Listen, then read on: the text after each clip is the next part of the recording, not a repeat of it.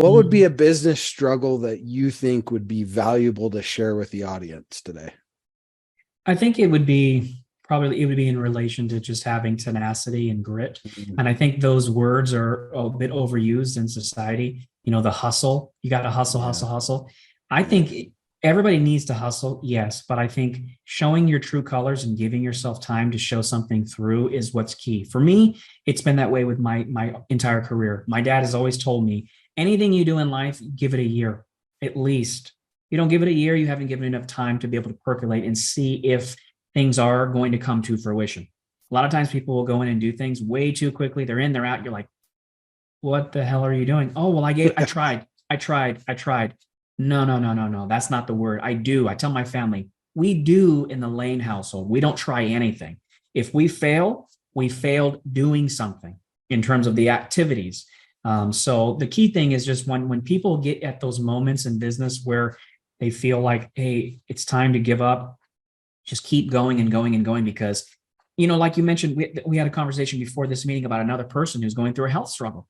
We never know what we could potentially go through tomorrow.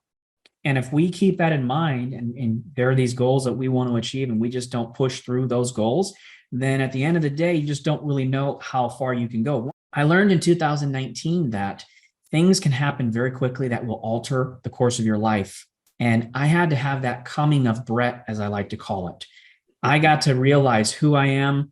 I looked at my life, my family, my kids, my friends, my time, everything that I wanted to accomplish in life and said, you know what have I accomplished? And what's going to happen if I'm gone in the next 6 months or a year?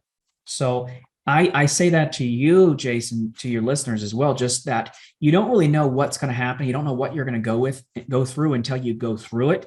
And if I didn't have that tenacity to keep going forward and doing what I've done in the past, I would be in a much different place for my business because 2019 and 20, and there's a lot of crazy things that went on during those years. And I think every business person and every person in life, when you come to that moment where you have that in your life, whether it's real, like if you have cancer or whatever, going through that experience, even if you make yourself go through that experience, what would life be like without Jason Miller in 6 months?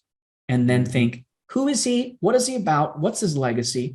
And then starting to think about accomplishing the things that you wanted to accomplish in your life, it puts things in a very, very different perspective because you come face to face with death. It gives you brevity in life. It gives you brevity with love, your children, your business, and it makes you not care so much about the small things. It's just a good lesson in life of, hey, stick with whatever you've got to do and make sure that you're building your path for the future and you're happy with what you're building. And you're not just building it, like you said, to get rich. You're building Yeah. something, you're building a legacy.